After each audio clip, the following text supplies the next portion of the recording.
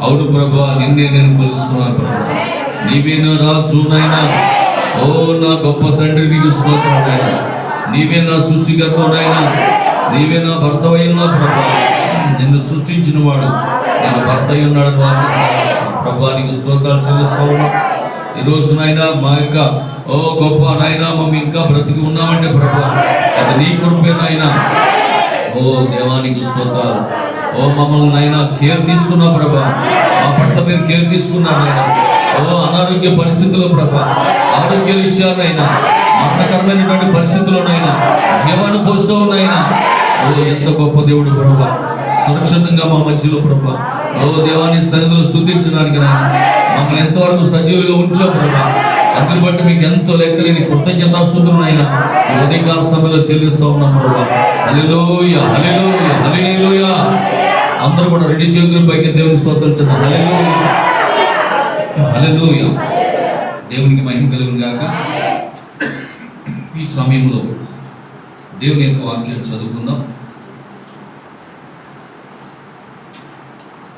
ఆదికాండము 19వ అధ్యాయం. ఆదికాండము 19వ అధ్యాయము 22వ వాక్యాన్ని చదువుకుందాం. దేవునికి స్తోత్రం. హల్లెలూయా. ఆదికాండము 19వ అధ్యాయము 22వ వాక్యాన్ని చదువుకుందాం. దేవునికి స్తోత్రం. నీవు త్వరపడి అక్కడికి తప్పించుకొని పొమ్ము, నీవు అక్కడ చేరు వరకు నేను ఏమీ చేయలేనను. అందుచేత ఆ ఊరికి సోయరు అను పేరు పెట్టబడింది. హల్లెలూయా. అలాగే లూకాసు వార్త 17వ అధ్యాయం. లూకాసు వార్త 17వ అధ్యాయము 26 నుంచి చదువుకుందాం. లూకాసు వార్త 17వ అధ్యాయము 26 నుంచి చదువుకుందాం. నోవాహు దినములలో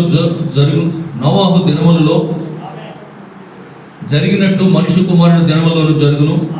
నోవాహు వాడలోనికి వెళ్ళిన దినం వరకు జనులు తినుచు త్రాగుచు పెండ్లాడుచు పెండ్లు గీయబడుచునుండిరి. అంతలో జలప్రళయము వచ్చి వారందరినీ నాశనం చేసెను. లోతు దినములలో జరిగినట్టు జరుగును. జనులు తినుచు త్రాగుచు కొనుచు అమ్ముచు నారు నాడుచు ఇండ్లు కట్టుచునుండిరి. అయితే లోతు సొదొమ విడిచిపోయిన దినమున ఆకాశం నుండి అగ్ని గంధకములు కురిసి వారందరినీ నాశనము చేసెను. ఆ ప్రకారమే మనిషి కుమారుడు ప్రత్యక్షమగు దినమున జరుగును. ఆమేన్. హల్లెలూయా. జాగ్రత్తగా గమనించండి. ఇక్కడ చక్కటి వర్తమానము చివరికాల దేవుని యొక్క ప్రవక్త ప్రసంగించారు. 1958లో తప్పించుకొని ఇక్కడికి త్వరగా రమ్ము అనే వర్తమానం. తప్పించుకొని ఇక్కడికి త్వరగా రమ్ము అనే వర్తమానంలో ఈ 2 మాటలు చదివించారు. అక్కడ చూడండి, లోతుని ఆ సొదొమ గొమొర్రా నుండి బయటికి తీసుకొచ్చే వరకు అక్కడ ఏమీ చేయలేదు దేవుడు. మీకు అర్థమవుతుందా? సొదొమ గొమొర్రా పట్టణాలు పాపంతో నిండిపోయి ఉన్నాయి. కాబట్టి ఆ ప్రాంతాలను దేవుడు నాశనం చేసే ముందు లోతుని బయటకు తీసుకొచ్చాడు. తప్పించుకోమని చెప్పాడు దేవుడు. అక్కడ 22వ వాక్యం అదే అంటాడు, నువ్వు తప్పించుకొని త్వరగా అక్కడి నుంచి పొమ్ము అన్నాడు. ఈరోజు ప్రవక్త అంటున్నాడు, ఈ లోకం ఏంటిది? సొదొమేనా? దేవునికి స్తోత్రం. హల్లెలూయా. ఐగుప్తేనా? ఈ లోకం ఐగుప్తేనా? ఈ లోకం సొదొమేనా? కాబట్టి ఇప్పుడు మనం తప్పించుకోవాలా వద్దా? అదే ప్రవక్త చెప్తున్నారు. చక్కగా దేవుని యొక్క వాక్యాలు వినండి. వినుట వల్ల విశ్వాసము కలుగునని దేవుని యొక్క వాక్యం సెలవిస్తుంది. చిన్న ప్రార్థన చేసుకుందాం. పరిశుద్ధుడా, ప్రేమ కలిగిన తండ్రి, ఉదయకాల సమయంలో ప్రభు నిన్ను ఆరాధన చేయడానికి ప్రభు మీరు మాకు ఇచ్చిన గొప్ప శుభ సమయం కొరకు స్తోత్రాలు. ఈ తరుణం లేక లోకంలో చాలా మంది ప్రభు నశించిపోయినటువంటి వారు మేము చూస్తూ ఉన్నాం. అయితే ప్రభు మరి ఉదయకాల సమయంలో నీ సన్నిధిలో ప్రార్థించడానికి, ప్రభు ఆరాధించడానికి, గణపరచడానికి మీరు మాకు ఇచ్చిన గొప్ప సమయం కొరకు స్తోత్రాలు చెల్లిస్తూ, ఇదిగో నాయన మీరే మహిమ ఘనత ప్రభావం పొందుకోండి. నీ దేవ సేవకుడిని, అల్పుని, అయోగ్యుడిని నిలబడుతున్నాను ప్రభా. ఏ యోగ్యత నాలో లేదు, కానీ నీ కృప చొప్పున మాత్రమే ఈ రోజు వరకు నేను సజీవుడిగా ఉన్నాను. మీరు నాకు ఇచ్చిన ఆరోగ్యాన్ని బట్టి ప్రభా నీ సన్నిధిలో ప్రార్థించి నీ పిల్లలకు వాక్యం చెప్పే ధన్యత ఇచ్చినందుకే మరొకసారి నా నిండి హృదయపూర్వక కృతజ్ఞతలు చెల్లిస్తున్నాను. నాయన మీకు రాజస్వాగతం పలుకుతున్నాం. రండి ప్రభా, ఈ భూమిపీఠ మీదకి రండి. నన్ను నేను ఇక్కడ తగ్గించుకున్నాను, ఇక్కడ మిమ్మల్ని హెచ్చిస్తున్నాను. పరిశుద్ధాత్ముడిగా మీరే వచ్చి నీ వధువుతో సూటిగా మాట్లాడి విశ్వాసమును కలగచేయండి. అడ్డుపడుతున్న ఆటంకపరుస్తున్న అవిశ్వాసం తీసుకుంటున్న దెయ్యపు దురాత్మ శక్తులు యేసు నామములో ఇక్కడ బంధిస్తున్నాం ప్రభు.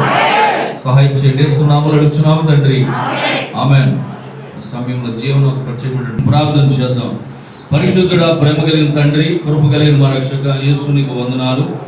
ఈ యొక్క నాయన ఉదయకాల సమయంలో ప్రభువా నీ పిల్లలు నీ యొక్క మందిరానికి వస్తూ ఒట్టిని రాకుండా ప్రభు ఈ మందిరంలోనికి నాయన నిధులోనికి కానుకలు తీసుకొచ్చారు. వారు ఏ ఉద్దేశంతో ఈ కానుకలు తీసుకొచ్చారో సమస్తం ఎరిగిన దేవుడు ప్రభు నిశ్చయముగా దీవించండి. హృదయార్పణలు, మొక్కుబడి కానుకలు దశమ భాగంలో దీవించండి. వారి యొక్క నాయన మరి దుఃఖిడెద్దులు పిండి పుస్తకాలు దీవించబడి గాక.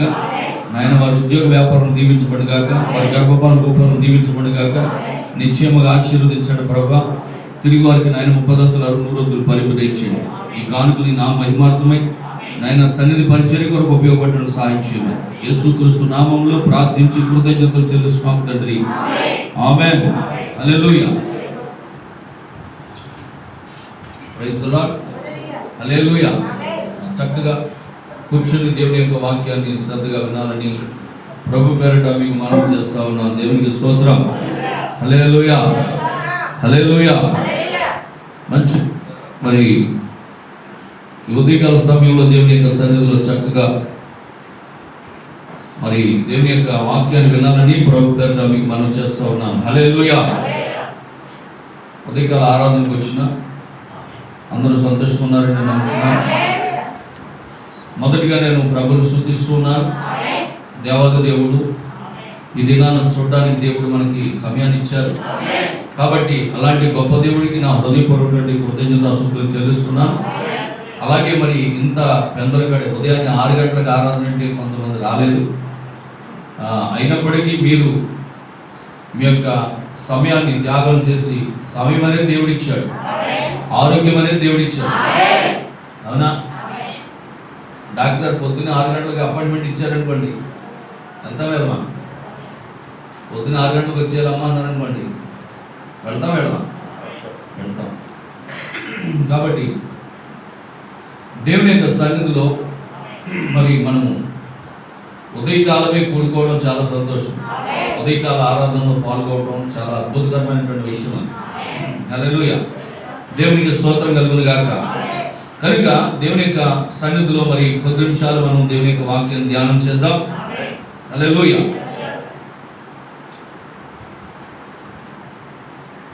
లోకం యొక్క పరిస్థితిని మనం గమనిస్తూ ఉన్నప్పుడు ఏ విధంగా ఉంటుంది, ఏ రోజు ఏ విధంగా ఉంటుందో తెలియదు. హల్లెలూయా. ఇక్కడికి ఒక బ్రదర్, జీవన్ అనే ఒక బ్రదర్ వచ్చారు, మీరు చూశారు కదా. జీవన్ సువార్త చేస్తూ, చిన్నితో పాటు సువార్త చేస్తూ పొడుగ్గా ఉండేది ఒక అబ్బాయి సాక్ష్యం చెప్పడానికి వచ్చాడు ఒకసారి. జీవన్ అని అతను పొడుగ్గా ఉండి అరగా ఉండి సాక్ష్యం చెప్పాడు కదా. అతను పాపం మొన్న జ్వరం వచ్చిందని హాస్పిటల్కి వెళ్ళాడు. ఒక 4-5 రోజులు హాస్పిటల్లో ఉన్నారు. ఖమ్మం హాస్పిటల్లో చనిపోయాడు. ఎందుకు అతను కోవిడ్ లేదు, జస్ట్ జ్వరం. అంటే అతనికి ఏదో కోవిడ్ ఉందని పట్టించుకోవడం మానేశారు ఖమ్మం హాస్పిటల్. అంటే ఎందుకు మాట చెప్పినట్టే పరిస్థితులు ఎలా ఉన్నాయంటే, హాస్పిటల్కి వెళ్ళామా చాలా డేంజర్గా ఉంది.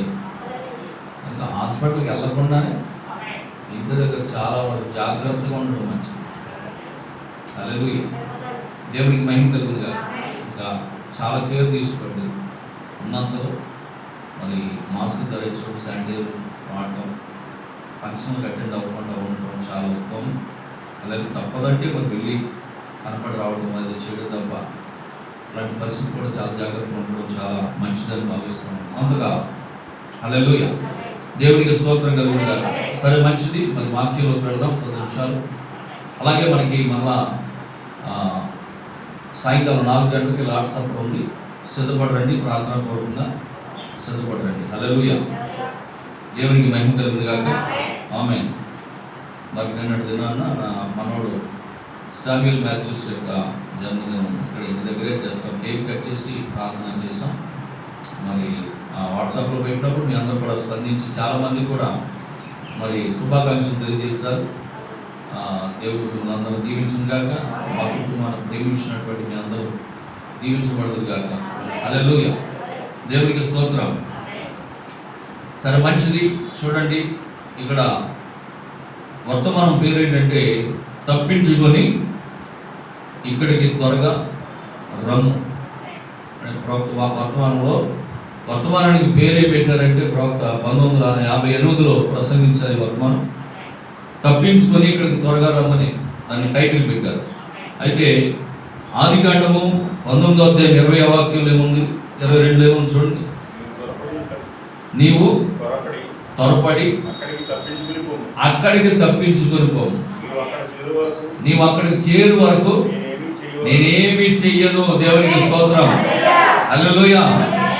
ఈరోజు వధువు తప్పించుకొని, ఈ లోకం నుండి తప్పించుకొని అక్కడికి చేరే వరకు మన పరలోకం, మన ప్రభు దగ్గరికి, మన మధ్యాకాశంలోకి, మన పెండ్లి విందులోకి మనం చేరే వరకు ఇది ఒక వాగ్దానం ఉన్నది మనకి, అవునా? అందుకే ప్రవక్త ఏమని తెలుసా? 3వ ప్రపంచ యుద్ధము వధువు ఉండగా జరగదు. చిటికలు ఆగిపోద్దంట. ఇంకేమి లేదు, కాసేపు యుద్ధం అని ప్రకటించిన చిటికలు ఆగుతుందంట. ఇక్కడ వధువు వెళ్ళిపోవాలి భూమి నుంచి. వధువు ఎత్తపడకుండా 3వ ప్రపంచ యుద్ధం జరగదు. దేవునికి స్తోత్రం కలుగుతుంది. హల్లెలూయా.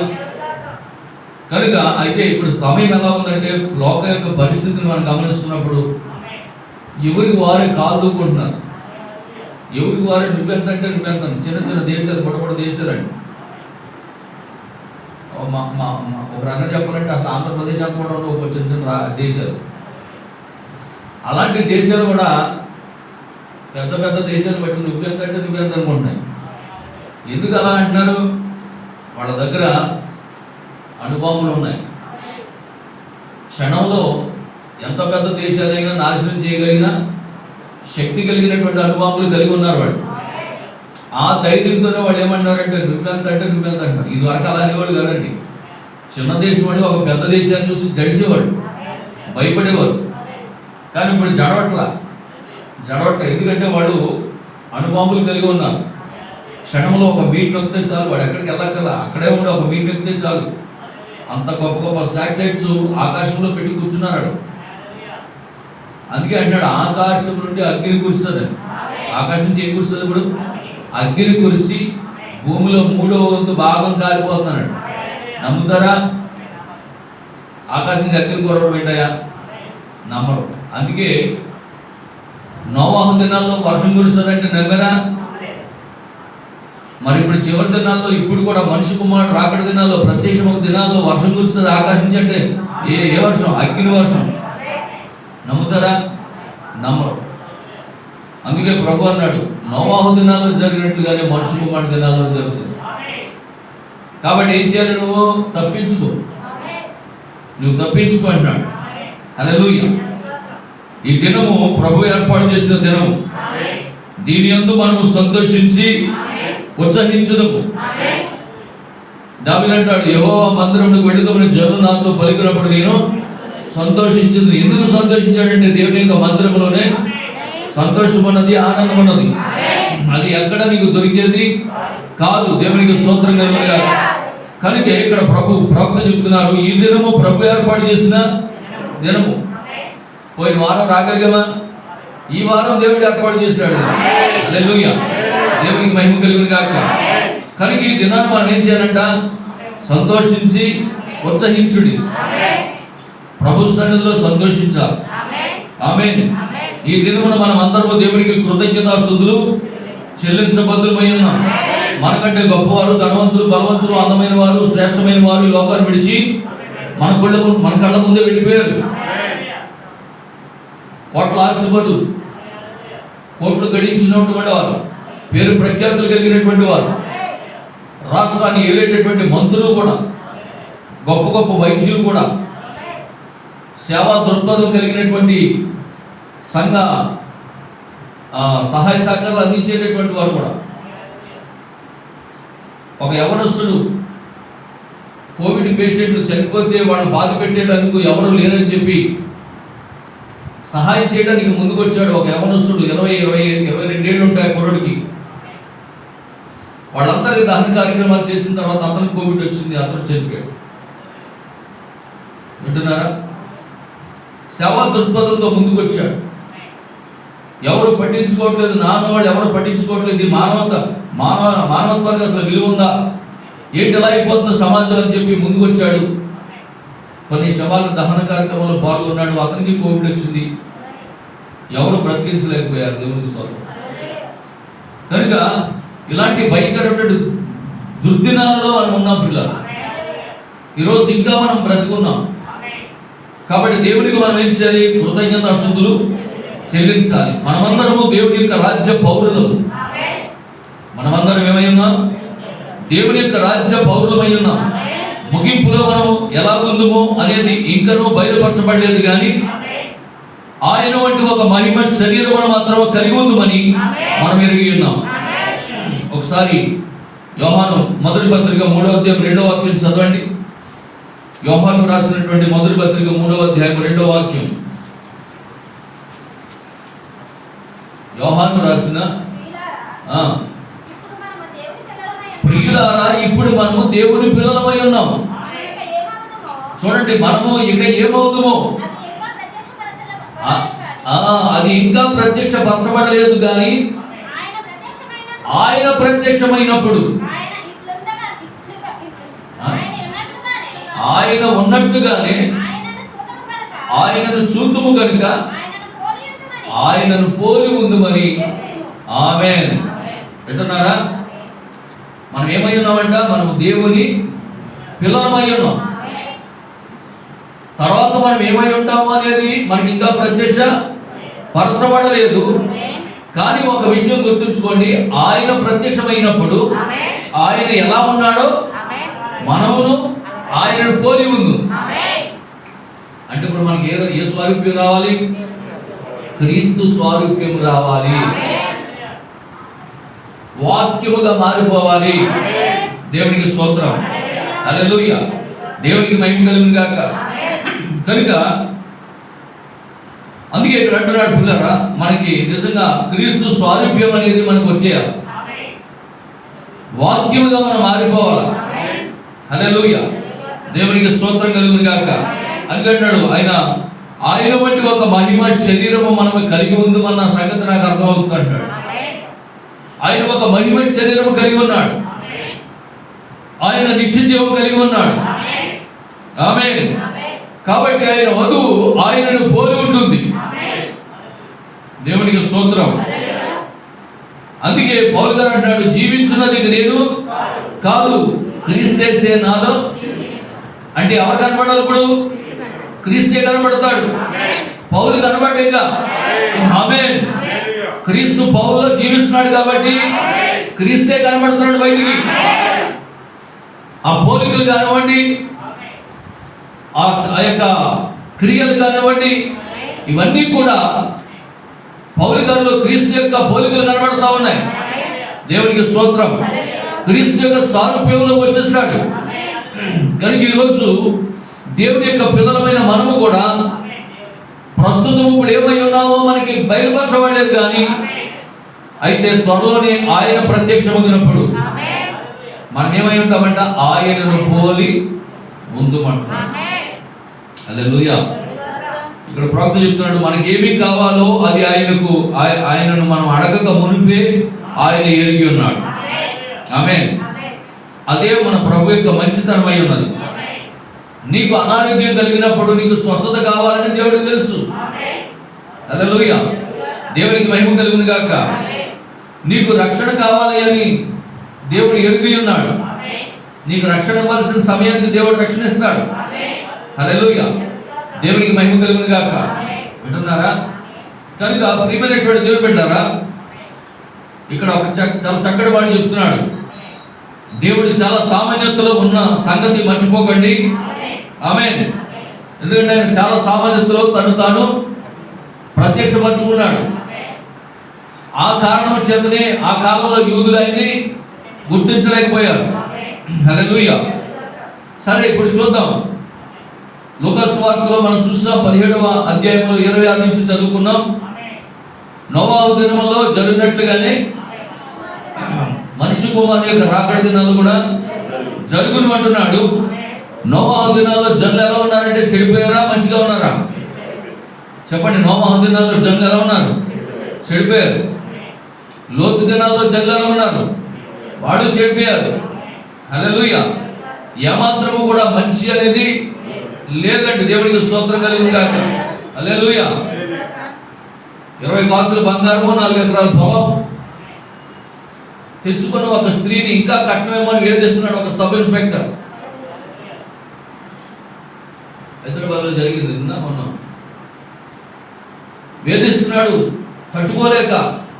ఇలాంటి గడ్డు పరిస్థితుల్లో కరోనా సమయంలో కూడా ఏ రోజు చచ్చిపోతామో తెలియని పరిస్థితుల్లో కూడా ఈ రోజు కూడా కట్నం కోసం ఏంటి వేధిస్తున్నాడంటే ఒక సబ్ ఇన్స్పెక్టర్ అయ్యింది భార్యను వేధిస్తున్నాడని చెప్పి ఆమె తట్టుకోలేక తండ్రులు ఇంటికి వెళ్ళి అదనపు కట్నం తేలాక ఆత్మహత్య చేసుకుని చచ్చిపోయింది. అంటున్నారా? అంటే లోకం ఎలా ఉందో చూడండి, భయంకరమైన పరిస్థితి. దేవునికి స్తోత్రం కలుగునుగా. హల్లెలూయా. కనుక ప్రియమైనటువంటి దేవుని బిడ్డలారా, ఎంత భయానకమైనటువంటి పరిస్థితుల్లో కూడా ఇంకా ఎన్నో కేసులు, భయానకమైనటువంటి కేసులండి. విజయవాడ కడపలన్నది ఆ బ్రిడ్జి పక్కన, బ్రిడ్జి దగ్గర ఎవరో ప్రేమికులంట ఇద్దరు ఆ బ్రిడ్జి దగ్గరికి వెళ్ళారంట. అక్కడ నలుగురు కుర్రోళ్ళు వాళ్ళిద్దరిని పట్టుకుని ఆ అమ్మాయిని తీసుకెళ్ళి పాడు చేసి చాలా భయానకమైనటువంటి పరిస్థితి కనపడుతూ ఉన్నది ఈరోజు. అంటే ఎలా ఉన్నాయి ఈ రోజులు, దాని గురించి చెప్తున్నాను మీకు. రోజులు ఎలా ఉన్నాయో చూడండి. ఒక ప్రక్కన భయంకరమైనటువంటి పరిస్థితి కనపడుతూ ఉన్నది. వ్యాధి సోకుతూ జనులు చనిపోతూ ఉన్నాడు. అయినప్పటికీ మనిషి మృగంగా ప్రవర్తిస్తూ ఉన్నాడు, మానవత్వం అనేది లేకుండా జీవిస్తూ ఉన్నాడు. అందుకే అంటున్నాడు ఇక్కడ, నోవహు దినములలో జరిగినట్టుగానే మనుష్య కుమారుని దినములలో జరుగును.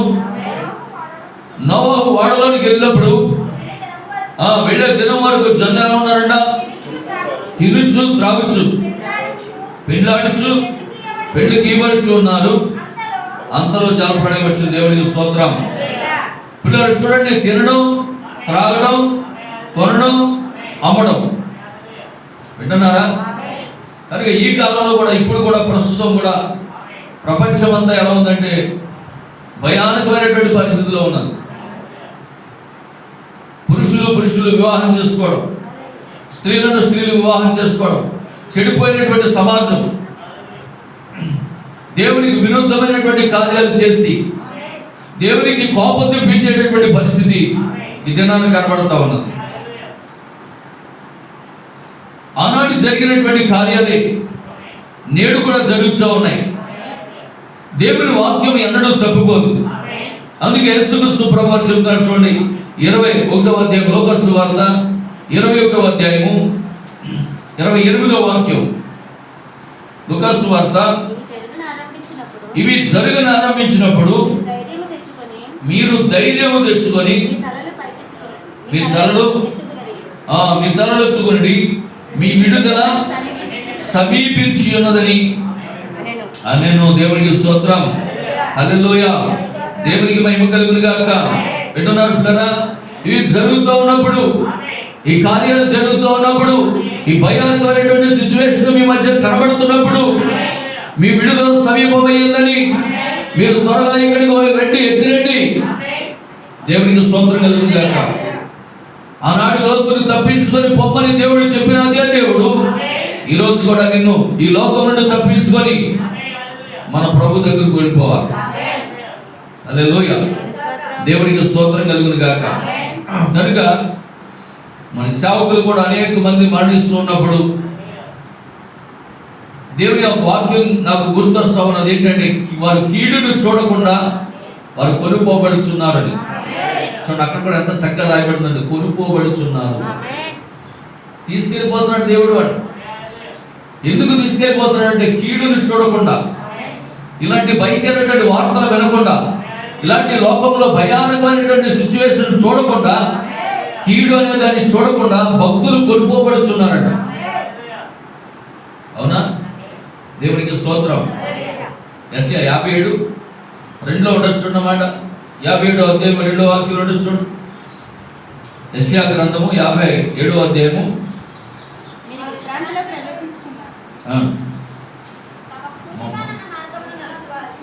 నీతిమంతులు నశించడం చూచి 57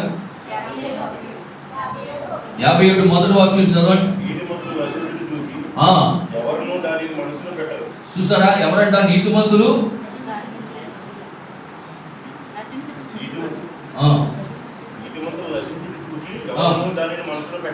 ఎవరు దానిని మనసును పెట్టరు. భక్తులైన వారు కీడు చూడకుండా నీతిమంతులు కొనుక్కోబడుచున్నారు కీడు చూడకుండా. హల్లెలూయా. ఆకాశం నుంచి అగ్ని కురుస్తున్నప్పుడు, సొదొమ గొమొర్రా కాలిపోతున్నప్పుడు ఆ కీడు చూడకుండా లోతు కొనుక్కోబడ్డాడు. ఆమేన్. దేవునికి స్తోత్రం కలుగుగాక. లోతు నీతిమంతుడేనా? నీతిమంతుడు కదా. లోతు నీతిమంతుడే, అబ్రహాము నీతిమంతుడే, నోవహు నీతిమంతుడే. కాబట్టి నీతిమంతులు ఎందుకు కొనుక్కోబడుతున్నారు? కీడును చూడకుండా. అగ్ని పైనుండి వచ్చి సొదొమ గొమొర్రాలను కాల్చేస్తుంటే చూడకుండా నీతిమంతుడు ముందే కొనుక్కోబోతున్నాడు. కనుక ఈరోజు ప్రియమైనటువంటి దేవుని బిడ్డలారా, నేను అదే చెప్పాను, చాలా అదృష్టవంతులు ఈ సమయంలో వెళ్ళిపోయేటటువంటి భక్తులు. ఎందుకంటే కీడును చూడకుండా వాళ్ళు ముందే వెళ్ళిపోతున్నారు. దేవునికి స్తోత్రం కలుగును గాక. హల్లెలూయా. వారు వెళ్ళిపోవడం చాలా మంచిది. ఒక రకంగా చెప్పాలంటే నేను చాలా సంతోషిస్తూ ఉంటాను. ఎందుకంటే పిల్లరా, నిజంగా దేవుని యొక్క రాకడలో కనుక బతికుంటే, సజీవులుగా ఉంటే ఎత్తబడమో అనే అవిశ్వాసం ఉంటుంది. కానీ చనిపోయిన వారికి ఒక గొప్ప వాగ్దానం ఉన్నది, మృతుల పునరుద్ధానం. అంత్య దినమున నేను వారిని లేపుదును అన్నాడు. అవునా? అంత్య దినమున ఆయన ఏం చేస్తాడంటే చనిపోయిన వారిని లేపుతానన్నాడు ఆయన. ఆడ వాగ్దానం ఉన్నది. కాబట్టి వాళ్ళు ధన్యులు అంటాను నేను. వాళ్ళు వెళ్ళిపోయారు, కీడు చూడకుండా వెళ్ళిపోయారు. వాళ్ళు లేస్తారనేటటువంటి ఒక నమ్మకం ఉంది ఇప్పుడు మనకి. ఎందుకంటే దేవుడు చెప్పాడు, ఎవరైతే క్రీస్తునందుండి మృతులవుతారో వారిని నేను లేపుతాను అన్నాడు ఆయన. కాబట్టి సజీవులుగా ఉన్నటువంటి మనము ఆ యొక్క రెప్పపాటులో జరిగేటటువంటి ఆ ఎత్తబాటు వరకు, ఆ ఎత్తబాటులో మనం ఎత్తబడతామో లేదో అనేటటువంటి మరి అవిశ్వాసులుగా ఉండొచ్చు. ఒక సందర్భంలో నమ్మకం లేకపోవచ్చు. కానీ మనకంటే ముందు వెళ్ళినటువంటి భక్తులు, మృతులైనటువంటి వారికి మాత్రం వాళ్ళు ఎందుకు ధన్యులంటే వాళ్ళు చక్కగా లేస్తారనేటువంటి నమ్మకం ఉంది. హల్లెలూయా. అందుకే ప్రియులారా, ఇవి జరుగును ఆరంభించినప్పుడు మీరు ధైర్యం తెచ్చుకొని మీ తల పైకెత్తుకోండి. ఎందుకంటే మీ విడుదల సమీపించుతున్నది అన్నాడు. దేవునికి స్తోత్రం. నోవహు దినాల్లో జరిగిన కార్యాలు ఇప్పుడు జరుగుతున్నవి, లోతు దినాల్లో జరిగిన కార్యాలు ఇప్పుడు జరుగుతున్నవి.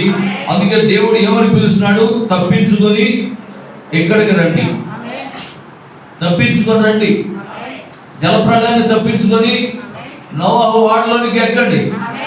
వాడలోనికి వెళ్ళారు వాళ్ళు. దేవునికి స్తోత్రం. ఆ అగ్ని నుండి తప్పించుకొని లోతు తన బిడ్డలు చెప్పండి బయటకు వచ్చారు. ఇక్కడ రెండు కార్యాలు జరిగినాయి. నోవహు వాడలోనికి ప్రవేశించారు వాళ్ళు. ఇప్పుడు లోతు తన బిడ్డలు బయటకు వచ్చారు. దేవునికి స్తోత్రం. హల్లెలూయా. కనుక పిల్లరా, ఈ భూమి మీద జీవిస్తున్న ప్రతి మనిషి తెలుసుకోవలసినటువంటి మరి ఒక గొప్ప విషయం ఏంటంటే, మన కళ్ళ ముందు జరుగుతున్న కార్యాలను దృష్టించమంటున్నాడు. హల్లెలూయా. మన కళ్ళ ముందు ఏం జరుగుతుంది, దీనికి కారణం ఏంటి, మరి వీటిని ఎలా తప్పించుకోవాలి అని ఆలోచన చేయాలి. ఎందుకనగా ప్రభు త్వరగా వచ్చుచున్నాడు. ఆ గడి కొరకు మనము ఎదురు చూస్తున్నాం. హల్లెలూయా. చూడండి, ఆకాశంలో చూచుట భయము కలిగే దృశ్యాలు, భయము చేత మానవ హృదయాలు భీతిలుచున్నవి. ఇక్కడ ఒక మాట చూడాలి మీకు. చూడండి 26వ వాక్యం, లూకాసు వార్త 21:26 చూడండి. లూకాసు వార్త 21వ అధ్యాయము 26వ వాక్యం. ఆకాశమందరి శక్తులు కదిలింపబడును కనుక లోకము మీదకి రాబోచున్న వాటి విషయమై భయము కలిగి మనుషులు ఎదురు చూచుచు ధైర్యము చెడి కూలుదురు. దేవునికి స్తోత్రం. హల్లెలూయా. దేవునికి మహిమ కలుగును గాక. ఇప్పుడు ఆకాశంలో ఉన్నటువంటి శక్తులు కదిలేటటువంటి సమయం. వింటున్నారా? ఇప్పుడు ఆకాశంలో ఉన్నటువంటి శక్తులు కదిలేటప్పుడు మనుషులకి ఎలా ఉండాలి? భయం కలుగుతుంది, భీతి కలుగుతుంది. అందుకే ఇక్కడ ప్రవక్త అంటున్నాడు, నిజంగా ఆకాశంలో అలాంటి కార్యాలు కలిగినప్పుడు, అలాంటి దృశ్యాలు చూసినప్పుడు భయం చేత మానవ హృదయాలు భీతులుచూ ఉంటాయి. సముద్రము ఘోషిస్తూ ఉంది. యుద్ధ వాతావరణం నెలకొని ఉన్నది. తెగుళ్ళు భూమిని తాగుతూ ఉన్నాయి. లక్షలాది మంది మన కళ్ళ ముందే చనిపోతున్నారు. ప్రస్తుతం ఏం జరుగుతుంది, తర్వాత ఏం జరగబోతుంది, ప్రతి విషయము కూడా ఒక క్రైస్తవుడిగా మనం తెలుసుకోవాలి. ఇంకెంతసేపు నాకు ఆరోగ్యం దయచే, నాకు స్వస్థత దయచే, నేను ఇంకా బతకాలి, ఈ కార్యాలు కాదు, ఇక వాటి గురించి కాదు. మనం ప్రకటన గ్రంథం 1వ అధ్యాయం 3వ వాక్యం చూడండి. ప్రకటన గ్రంథం 1వ అధ్యాయం 3వ వాక్యం. సమయము సమీపించినది కనుక ఈ ప్రవచన వాక్యమును చదువువాడును వాటిని విని ఇందులో వ్రాయబడిన సంగతులను గైకొని వాడు ధన్యుడు. ఎవరు ధన్యులు ఈ లోకంలో? ఎవరండి ధన్యులు ఈ లోకంలో? ఎవరు ధన్యులు అని వాక్యం సెలవిస్తుందంటే ప్రవచన వాక్యములు.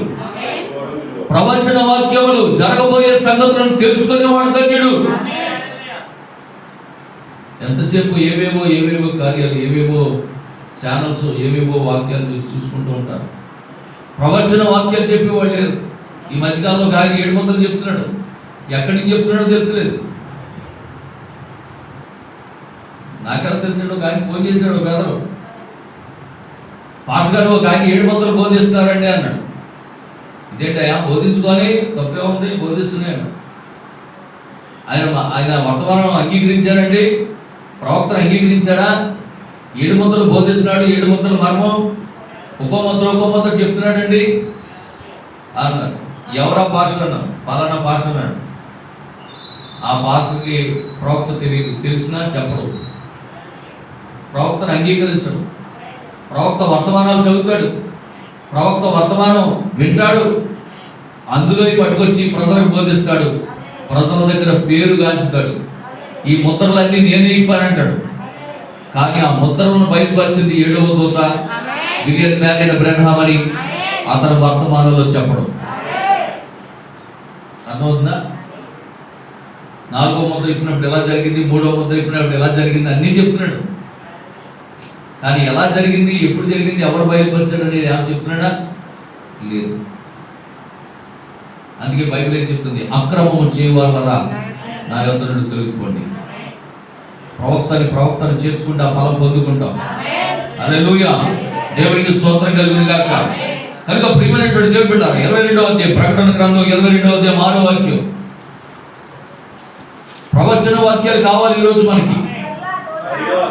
మరియు ఆ దూత ఇలాగూ నాతో చెప్పాను, ఈ మాటలు చూడండి, ఈ మాటలు ఏ మాటలు? ప్రవచన మాటలు, జరగబోయే సంగతులు, ప్రవచన మాటలు. అవి దేవుని మాటలు, అవి నమ్మకమైనవి, సత్యములైనవి. ప్రవక్తల ఆత్మలకు ఆ దేవుడకు ప్రభు ఆ త్వరలో సంభవింపవలసిన వాటిని తన దాసులకు చూపుడుకై తన దూతను పంపేను. దేవునికి స్తోత్రం కలుగును. ఒక దూత, ఒక సేవకుడు ఒకరికే బయలుపరిచాడు ఆయన. ఒకే సమయంలో ఇద్దరికి బయలుపరచడు ఆయన. 7 ముద్రల వర్తమానం నీకు ఎక్కడి నుంచి వచ్చింది? 7 ముద్రలు ఎలా చెప్పగలుగుతున్నావు? ఆ ముద్రలు విప్పింది ఎవరు? బలిష్ఠుడైన దూత ఇప్పాడు. ముద్రలు విప్పింది ఎవరు చెప్పండి? బలిష్ఠుడైన దూత. ఆయనే ప్రభువైన యేసుక్రీస్తు, వధింపబడిన గొర్రెపిల్ల. ఆమేన్. ఆ విప్పినటువంటి ఆ మర్మములను ఒక్క ఆయనకే బయలుపరుస్తాడు, 7వ దూతకు మాత్రమే. ఎందుకంటే ఆయన సత్యము బైబిల్లో చెప్పింది. ప్రకటన గ్రంథం 10వ అధ్యాయం 7వ వాక్యంలో చెప్పిన మాట అదే. 7వ దూత పలుకు దినముల్లో అక్కడ బోధపోచుండగా దేవుడు తన దాసులకు ప్రవక్తలకు తెలిపిన సువార్త ప్రకారం దేవుని మర్మము సమాప్తమగునని చెప్పెను. దేవుని మర్మము ఎప్పుడు సమాప్తమైంది? 7వ దూత వచ్చాడు. 7వ దూతకు దేవుడు వాక్యమును బయలుపరిచాడు, మర్మములను బయలుపరిచాడు, జరగబోవు సంగతులను బయలుపరిచాడు. రష్యా గురించి తెలియజేస్తాడు, అమెరికా గురించి తెలియజేస్తాడు, సంయుక్త రాష్ట్రాల గురించి తెలియజేస్తాడు. జరగబోయే కార్యాలన్నీ కూడా ప్రవక్తకు బయలుపరిచాడు. హల్లెలూయా. 700 వర్తమానం అంటే ఏంటో తెలియజేస్తాడు. అవన్నీ కూడా మనం చదువుకుంటూ ఉన్నాం, వర్తమానాలు వింటూ ఉన్నాం. ఈరోజు ప్రత్యేకంగా గొప్పగా చెప్పుకోవాల్సిన అవసరం ఏం లేదు. ఎప్పుడో బయలుపరిచాడు ఆయన. అయితే అది ఎవరి ద్వారా వచ్చింది అనే విషయం కూడా బయలుపరచకుండా, చెప్పకుండా ఈరోజు వర్తమానాలు బోధిస్తున్నారు చాలా మంది. అంటే వాళ్ళకే బయలుపరచబడినట్టుగా. హల్లెలూయా, దేవునికి స్తోత్రం కలుగును గాక. కనుక ప్రియమైనటువంటి దేవుని బిడ్డలారా, మరి నిజంగా చూడండి, ఈ కార్యాలన్నీ కూడా ప్రవక్తగా దేవుడు బయలుపరిచాడు. బైబిల్లో ఆదాము దేవుని కుమారుడు అని రాయబడి ఉంది, ఉందా? ఆదాము దేవుని కుమారుడు. మరి కయ్యను దుష్టుని సంబంధం. మరి దీనికి అర్థం ఏంటి అని చెప్తారా? అని చెప్పలేదు. దాని ప్రవక్త దేవుడు బయలుపరిచాడు. ఎక్కడ తప్పు జరిగింది, ఎక్కడ పొరపాటు జరిగింది, ఎలా పాపం జరిగింది, పాపం అనేది ఏదేదో ఎలా ప్రవేశించింది. దేవునికి స్తోత్రం. ఇవన్నీ కూడా 7వ దూత ద్వారానే మనకు బయలుపరచబడ్డాయి. ఆమేన్, హల్లెలూయా. మరి ప్రకటన గ్రంథం 11వ అధ్యాయంలో ఉన్నటువంటి ఆ 1260 రోజులు ఏంటి? 3.5 సంవత్సరములు శ్రమల కాలం. మరి అది వాడేమంటారు 7 సంవత్సరాల శ్రమల కాలం అంట, అంతేనా? మరి 13వ అధ్యాయంలో ఉన్న క్రూర మృగం ఎవరో చెప్పగలరు వాళ్ళు? 14వ అధ్యాయంలో ఉన్న 1,44,000 మంది ఎవరో చెప్పగలరు వాళ్ళు? 17వ అధ్యాయంలో ఉన్నటువంటి మహావేశ్య ఎవరో చెప్పగలరు వాళ్ళు? 19వ అధ్యాయంలో ఉన్నటువంటి సన్నపు నార వస్త్రములు ధరించుకున్న పెళ్లి కుమార్తె ఎవరో చెప్పగలరా? మేమంటారు. మీకు అర్థమవుతుందా?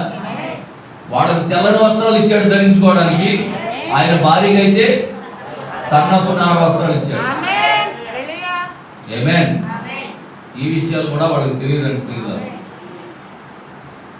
అయితే ఆ విషయాలన్నీ కూడా బయలుపరిచాడు ఒక 7వ దూత ద్వారా. హల్లెలూయా, దేవునికి స్తోత్రం కలుగును గాక.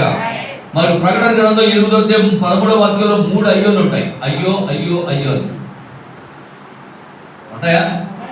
ప్రకటన గ్రంథంలో 8వ అధ్యాయంలో 13వ వాక్యంలో ఏమున్నాయి? 3 అయ్యోలు ఉంటాయి. ఈ 3 అయ్యోల యొక్క అర్థం ఏంటో చెప్పగలరు వాళ్ళు? చెప్పలేరు. అని ప్రవక్త చెప్పాడు. 3 అయ్యోల యొక్క అర్థం ఏంటంటే 3 ప్రపంచ యుద్ధాలు అన్నాడు. ఆల్రెడీ ఇప్పుడు 2 జరిగిపోయినాయి, ఇంకొకటి జరగాలి. అది జరిగే సమయానికి వదువు ఉండదని చెప్పాడు. హల్లెలూయా, దేవునికి స్తోత్రం కలుగును గాక. అలాగే ప్రకటన గ్రంథం 6, 7, 8 అధ్యాయంలో 7 ముద్దల వర్తమానం బయలుపరచబడి ఉంది. 7 ముద్దల యొక్క వర్తమానం అది మరి ముద్రించబడినటువంటి కార్యాలయం. అవన్నీ కూడా 7వ దూత ప్రత్యక్షము దినముల్లో మాత్రమే అవి బయలుపరుస్తాడని దేవుడే స్వయంగా చెప్పాడు. అంటున్నారా? ఈరోజు వాడు బోధించుకుంటున్నారు, టీవీలో ప్రసంగాలు ఇస్తున్నారు, ప్రపంచ ప్రఖ్యాతగాంచిన ప్రసంగికుడని, అంతర్జాతీయ ప్రసంగికుడని చెప్పుకుంటున్నారే తప్ప ఫలానా బ్రదర్ బ్రహ్నాం గారు ఇలా వాక్యం బోధించారు, 7 ముద్దల వర్తమానం బోధించారు, 7 ముద్దల మర్మాన్ని బయలుపరిచారని ఆయన పేరు చెప్పుకోవట్లేదని వాడు. దేవునికి స్తోత్రం కలుగుతుంది. హల్లెలూయా. కనుక ప్రియమైనటువంటి దేవుని బిడ్డలారా, ఈరోజు మనం ఒక గొప్ప ప్రసంగాల కొరకు, ఉద్యమాల కొరకు ఎదురు చూడవలసిన అవసరం లేదు. ఈరోజు నీకు కావాల్సింది ఉద్యోగ ప్రసంగం కాదు. హల్లెలూయా. ఏదో గొప్ప గొప్ప కోటాలు పెట్టుకోవాల్సింది కాదు. ఇప్పుడు నీకు క్రీస్తు యొక్క 2వ రాకడ కొరకు ఎదురు చూడాలి. ఆమేన్. నువ్వు ఈ భూమి మీద దేవుని కొరకు ఎదురు చూస్తూ ఉంటావు. హల్లెలూయా. నువ్వు దేవుని కొరకు ఎదురు చూస్తూ ఉంటావో అది చూడండి. నువ్వు దేవుని కొరకు ఎదురు చూస్తూ దేవుని రాకడ కొరకు ఎదురు చూస్తే దేవుని యొక్క రాకడ కొరకు కావలసిన శక్తి, సామర్థ్యాలు, విశ్వాసం దేవుడు నీకు ఇస్తాడు. కానీ ఇంకా భూమి మీద నాకు అది కావాలి, ఇది కావాలి, అది కావాలి, ఇది కావాలని కనుక నువ్వు ఎదురు చూస్తే సాతాను పట్టుకు చెప్తానండి. నీకు అర్థమైందా? నీకు ఏది కావాలి ఇస్తాడంట సాతాను, అత్యధికంగా ఇస్తాడంట. ఎందుకంటే నిన్ను ఇక్కడే ఉంచేయాలని, నిన్ను ఇక్కడ ఉంచాలని చెప్పి వాడు ఏం చేస్తాడంటే నీకు అన్నీ ఇస్తాడు. కానీ దేవుడు ఏం చేస్తాడు తెలుసా? నీకు అన్నీ తీసేస్తాడు. అదే మీకు అర్థమవుతుందా? నీకు అన్నీ తీసినప్పుడు మనకి ఏం కావాలి? అప్పుడు దేవుడు కావాలి. ప్రభువా నాకంటే ఏమి లేదు. దేవుని స్తోత్రం. ఇందాక పాడదాం అనుకున్నాను, దాన్ని పాడదా టైం లేదని పాడలేదు. దేవుని స్తోత్రం. నీకు తప్ప నాకు ఈ లోకంలో ఎవరున్నారయ్యా, నీకు తప్ప నాలో ఎవరికి చోటే లేదయ్యా, నీకు తప్ప నాకు ఈ లోకంలో ఎవరున్నారయ్యా, నీకు తప్ప నాలో ఎవరికి చోటే లేదయ్యా. దావీదు కుమారుడా నన్ను దాటిపోకయ్యా, నజరేతు వాడా నన్ను విడిచిపోకయ్యా,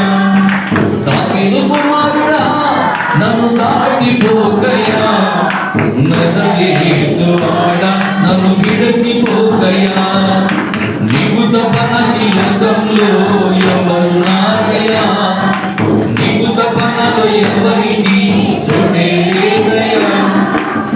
గుడ్డివాడనయ్యా నా కన్నులు తెరువుమా, మూగవాడినయ్యా నాకు స్వరమునియ్యా. గుడ్డివాడనయ్యా నా కన్నులు తెరువా, మూగవాడినయ్యా నాకు స్వరమునియ్యవా.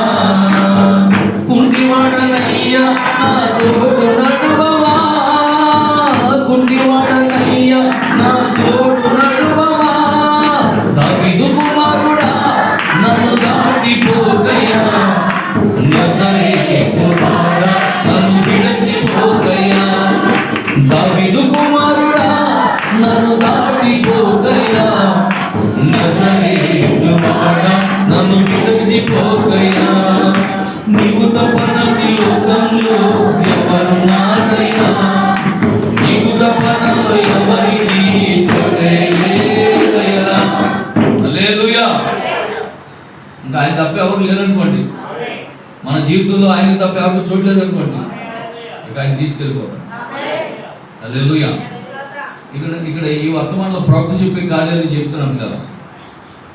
నీకు భూమి మీద ఇంకా నాకు అది కావాలి ఇది కావాలని కోరుకుంటేనంట అపవాది ఇస్తాడంట. అపవాది ఇస్తాడు. ఎందుకు ఇస్తాడు? నిన్ను ఇక్కడే బంధించాలని, నిన్ను ఇక్కడే బంధించాలని నువ్వు కోరుకున్న ప్రతిదీ అపవాది తీసుకొని ఇస్తాడు. కానీ నాకు నువ్వు కావాలి ప్రభు అంటే ఆయన నీ దగ్గర ఉన్న అన్ని తీసేస్తాడు. హల్లెలూయా.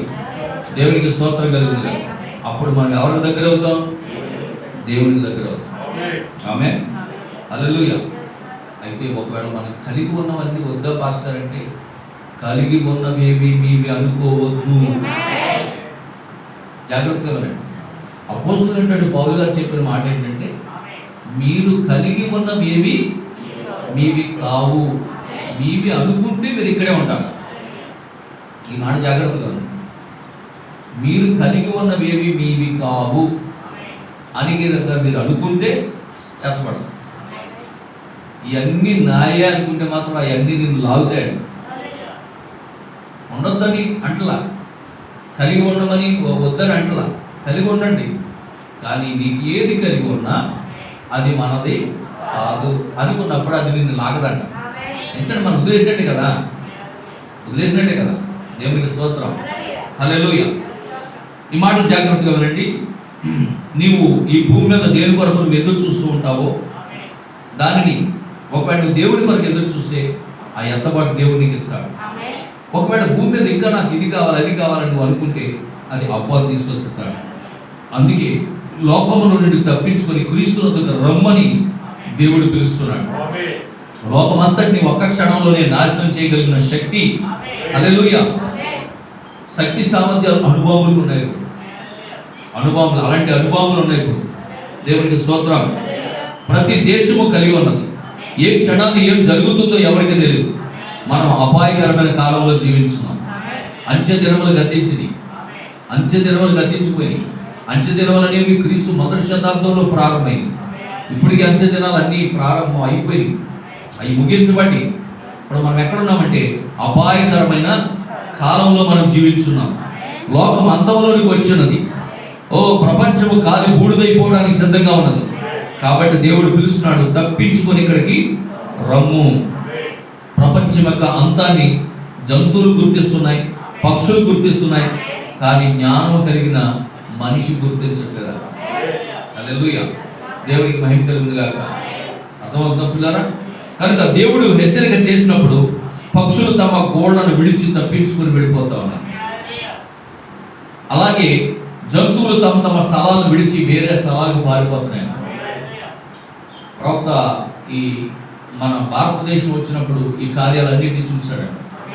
ఒకసారి ఇక్కడ మన ఏరియాలో భూకంపం వచ్చినప్పుడు ప్రవక్త మన భారతదేశం వచ్చాడండి. భారతదేశం వచ్చినప్పుడు భూకంపం జరిగే సమయంలో భారతదేశంలోనే ఉన్నాడు ఆయన. ఆ కార్యాలు జరుగుతున్నప్పుడు అన్నీ కూడా ఆ తెల్లవారుజాములు వేసినప్పుడు అంట ప్రవక్త చూస్తున్నాడంట ఆ కార్యాలన్నింటినీ కూడా. పక్షులు కిలకిల కిలకిల తమ గూళ్ళు విడిచి అలా వెళ్ళిపోతున్నాయంట, అన్ని సమూహాలుగా ఎగిరి వెళ్ళిపోతున్నాయంట. అలాగే జంతువులు కూడా వాటికి కట్టినటువంటి తాళం తెంపుకొని అవి ఏమంటారండి, కొండలు ఎత్తైన ప్రాంతాలకి అవి పారిపోతూ ఉన్నాయండి.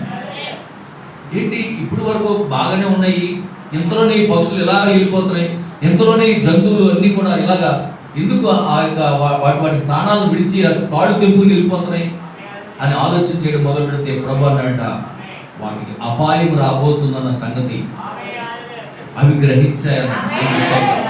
హల్లెలూయా. అలా చెప్పిన కొన్ని గంటల్లోనే భూకంపం వచ్చిందంట.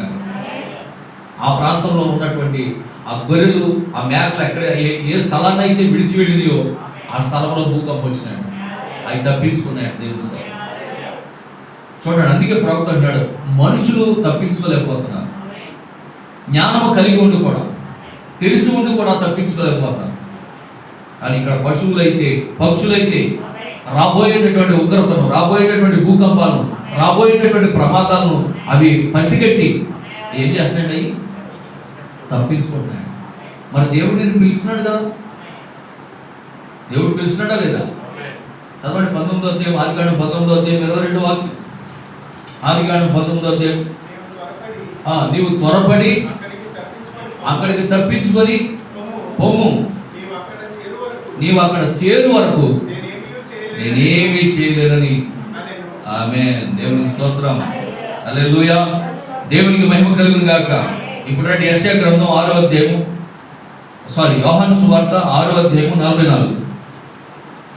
యోహాను సువార్త 6వ అధ్యాయము 44. నన్ను పంపిన తండ్రి వారిని ఆకర్షించితేనే తప్ప ఎవడును నా యొద్దకు రాలేడు. ఆమేన్. హల్లెలూయా.